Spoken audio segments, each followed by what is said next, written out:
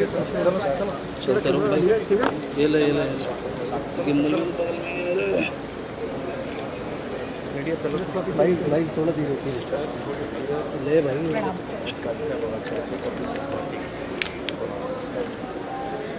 Madam, आरोपी रोहित के खिलाफ पुख्ता सबूत है।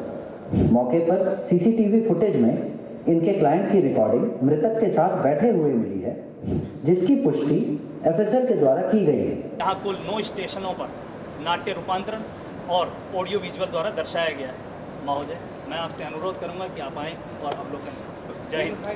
और कुछ इस तरह कहना चाहूंगी कि जब तलक हौसला नहीं होगा, एक भी फैसला नहीं होगा और सब अपने भले की सोचेंगे तो किसी का भी भला नहीं होगा।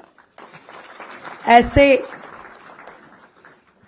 आदरणीय हमारे गृह मंत्री श्रीमान अमित शाह जी, जिनके निर्णयों पे हमेशा भारत ने नाज किया है, 140 करोड़ भारतीयों के इस देश में जब जब भी ऐसे फैसले लिए गए जो देश हित में इतिहास के पन्नों में दर्ज होते जा रहे हैं, वो निर्णय केवल और केवल हमारे प्रधानमंत्री नरेंद्र मोदी जी के नेतृत्व में हमारे गृह मंत्री आदरणीय अमित शाह जी के द्वारा लिए गए। मैं चाहूंगी कि एक बार पूरा हॉल कलकल ध्वनि से तालियों की गड़गड़ाहट के साथ ये तालियां कम से कम 1 मिनट बजती रहे, ताकि इतने बड़े फैसले देश के हित में लेने वाली सरकार, देश के हित में लेने वाले आदरणीय गृह मंत्री जी को हम साधुवाद दे सकें। बहुत बहुत दिल की गहराई से आपको मैं साधुवाद देती हूं आदरणीय मंत्री जी। मंच पे उपस्थित हैं हमारे दिल्ली के उपराज्यपाल महोदय विनय कुमार सक्सेना जी, हमारे गोविंद मोहन जी, आदरणीय धर्मेंद्र जी, तपन कुमार डेका जी। आजाद भारत के इतिहास में एक महत्वपूर्ण और क्रांतिकारी परिवर्तन हुआ। यदि इस 3 क्रिमिनल लॉ, 3 आपराधिक लॉ को मैं कहूं कि पहले जो थे उनमें और आज जो है उनमें क्या फर्क है। पहले जो 3 कानून थे वो थे of the British, for the British और बाय द ब्रिटिश। और आज जो ये 3 कानून है, of the Bharat, for the Bharat, by the Bharat.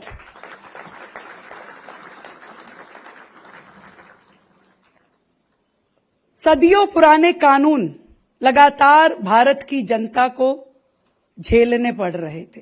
किसी में साहस नहीं था कि उनको बदल सके, वो इंडियन पेनल कोड हो, वो क्रिमिनल प्रोसीजर कोड हो या एविडेंस एक्ट। इन सब को, जो कि अंग्रेजों के द्वारा पीनल कोड की बात करती हूं, सजा देने के लिए। क्यों? क्योंकि ब्रिटिशर्स शासक थे, भारत गुलाम था और देने के लिए केवल सजा थी। सजा देने के लिए बनाए गए कानून वर्षों वर्ष तक भारत झेलता रहा और उस सजा के कानून को भारतीय न्याय संहिता में बदलने वाली हमारी सरकार, हमारे गृह मंत्री जी, मैं आपको 140 करोड़ भारतीयों की ओर से धन्यवाद करती हूं। सजा नहीं, न्याय की बात भारत करता है और जिसको आपने संविधान में ला करके प्रत्येक भारतवासी को न्याय देने का साहसिक कार्य किया। क्रिमिनल प्रोसीजर कोड, जिसको आपने कि क्रिमिनल के खिलाफ पूरी की पूरी प्रोसीजर प्रक्रिया नहीं, आपने इसे भारतीय नागरिक सुरक्षा संहिता कहा, कि जिसके कारण से भारत के नागरिकों को बेहतर सुरक्षा दी जा सके, वो कानून ये है। और इसी प्रकार भारतीय साक्ष्य अधिनियम। इस तरीके से ये जो तीनों कानून जब 1 जुलाई 2024 को देश में लागू हुए, आप ये मानिए कि पूरे देश में न्याय के ऊपर लोगों का विश्वास बढ़ता चला गया। 6 महीनों में हम इसमें 100% सिद्धि हासिल कर लेंगे। मित्रों, जब कानून का इम्प्लीमेंटेशन में सबसे महत्वपूर्ण चीज है कि तीनों कानून में बहुत परामर्श कर छोटे छोटे छिद्रों को भरने का काम किया है। मल्टी स्टेक होल्डर अप्रोच, इनके साथ चर्चा करने के अप्रोच से ढेर सारा काम किया। गृह मंत्रालय में सिर्फ मेरे स्तर पर 160 बैठकें हुई है। कई बैठकें हमारे अधिकारियों ने मुझसे कई गुना ज्यादा बैठक इन्होंने की है। 2019 में ही हमने सभी राज्यपाल, मुख्यमंत्री, उपराज्यपाल, प्रशासक, मुख्य न्यायाधीश, बार काउंसिल और विधि विश्वविद्यालयों को सुझाव मांगे थे। 21 में सभी संसद सभ्यों के सुझाव मांगे गए और बीपीआरएनडी ने देश के सभी आईपीएस अफसरों से भी सुझाव मांगे हैं और हमने एक कमेटी गठित कर एक एक धारा को पढ़कर हमने आए हुए सभी सुझावों पर विचार किया है और एक कानूनों को अमली जामा पहनाने का काम किया है। ये 3 नए आपराधिक कानून एफोर्डेबल, एक्सेसिबल और अप्रोचेबल तो होंगे ही, इसके साथ प्रक्रियाओं को सरल, सुसंगत और पारदर्शी भी बनाएंगे। अब कोई ऐसा नहीं कह पाएगा थाने पर कि किसी का परिजन अगर थाने में है तो जाओ भाई परसों जांच करना, दिनों तक उसको पुलिस पकड़कर नहीं रख सकती। वहां पर एक ई रजिस्टर लगाना पड़ेगा जिस पर जितने लोग हिरासत में है उसकी लिस्ट होगी और 24 घंटे में उनको न्यायालय के सामने उपस्थित कर देना पड़ेगा।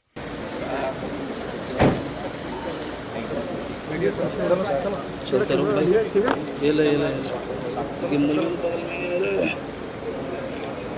मीडिया चलो, लाइक थोड़ा धीरे ले भाई।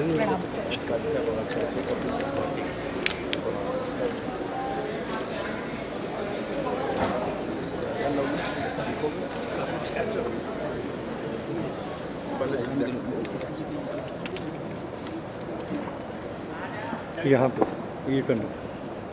महोदय, नए आपराधिक कानूनों के लागू होने की प्रथम वर्षगांठ पर आयोजित इस विशेष प्रदर्शनी में आपका हार्दिक स्वागत है। मैं संजय कुमार सेन, वर्तमान में दिल्ली पुलिस क्राइम ब्रांच में एडिशनल सीपी पद पर तैनात हूँ। महोदय, नए कानूनों के क्रियान्वयन के उपरांत सभी एजेंसियां मिलकर दक्ष समन्वय और पूरी तकनीकी रूप से सशक्त होकर किस प्रकार कार्य कर रहे हैं, यही इस प्रदर्शनी में दिखाया गया है। महोदय, यहाँ आने वाले नागरिक ये जान पाएंगे और देख पाएंगे कि किस प्रकार प्राप्त सूचना, जो अपराध की सूचना है, उसका पंजीकरण और तकनीकी वैज्ञानिक साक्ष्यों यहाँ कुल 9 स्टेशनों पर नाट्य रूपांतरण और ऑडियो विजुअल द्वारा दर्शाया गया है। महोदय, मैं आपसे अनुरोध करूंगा कि आप आएँ और अवलोकन करें। जय हिंद। जय Hind sir, police control room में आपका स्वागत है। आप लोग राइट, मैं आपकी क्या सहायता कर सकती हूँ? हेलो मैडम, मैं कैफेटेरिया से रमेश बोल रहा हूँ। यहाँ पर एक आदमी को जहर देकर मार दिया गया है। मैडम, आप जल्दी पुलिस भेजिए। आप घबराएं नहीं, पूरी बात बताएं। मैडम, मैं कैफेटेरिया पार्लियामेंट स्ट्रीट का मैनेजर बोल रहा हूँ। यहाँ कैफेटेरिया में एक आदमी को जहर देकर मार दिया गया है। वो कॉफी पीते पीते अचानक कोलैप्स हो गया। उसकी सांसें नहीं चल रही और उसके मुंह से झाग और खून निकल रहा है। इसके साथ 2 आदमी और थे जो यहाँ से भाग गए। ठीक है, आपकी कॉल डिस्पैच कर दी गई है। नजदीकी पीसीआर की गाड़ी आपके पास पहुंच रही है। जी मैडम।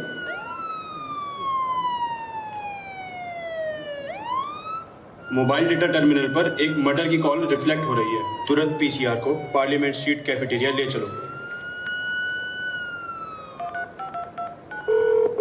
जय हिंद सर, मैं डिस्ट्रिक्ट कंट्रोल रूम से बोल रहा हूँ। जय Hind, duty officer parliament street. Sir, हमारे सॉफ्टवेयर पर अभी एक मर्डर की कॉल रिफ्लेक्ट हुई है। ठीक है, क्या आपने फॉरेंसिक एक्सपर्ट को इसकी सूचना दी है? नहीं सर, अभी तक तो नहीं।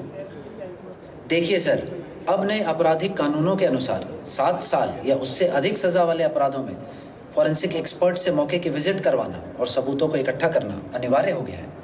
इसलिए आप फॉरेंसिक एक्सपर्ट को भी मौके पर पहुंचने की सूचना दीजिए। जी सर।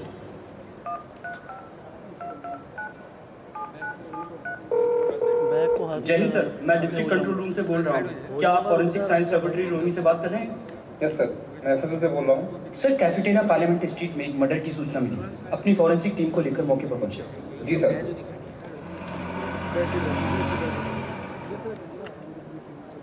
अब हम आपको ले चलते हैं अगले स्टेशन पर, जो कि सीन ऑफ क्राइम है।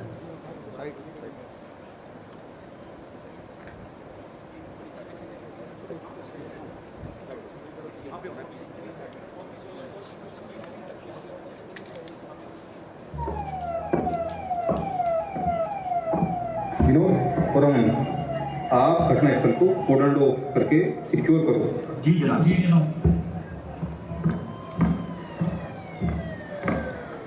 अंजू, आप कैफेटेरिया के बाहर और अंदर लगे सीसीटीवी कैमरास को चेक करो। जी सर। सर, फोरेंसिक टीम पहुंच गई है।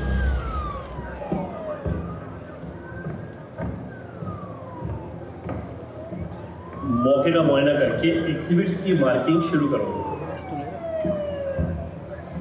अमन, एफएसएल टीम मौका का निरीक्षण करके सबूत इकट्ठा कर रही है। आप इस सारे घटनाक्रम की ई साक्ष्य ऐप के द्वारा ऑडियो वीडियो रिकॉर्डिंग शुरू करो। ठीक है सर। देखिए, अब नए आपराधिक कानूनों में सीन ऑफ क्राइम की ऑडियो वीडियो रिकॉर्डिंग करना अनिवार्य हो गया है।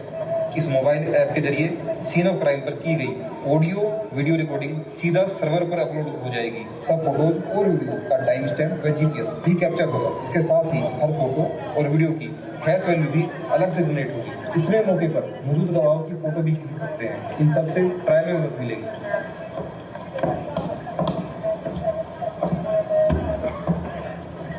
सर, मौके पर कप और प्लेट से फिंगरप्रिंट्स उठाए गए हैं और टेबल पर पड़े खून का प्लेट और नीचे पड़ी एक दवाई का खाली रैपर है। सभी के पार्सल तैयार करके सील कर दिए गए हैं। बहुत बढ़िया। सर, मैंने इस सारे घटनाक्रम की ई साक्ष्य ऐप के द्वारा वीडियोग्राफी कर ली है। एक्सीलेंट।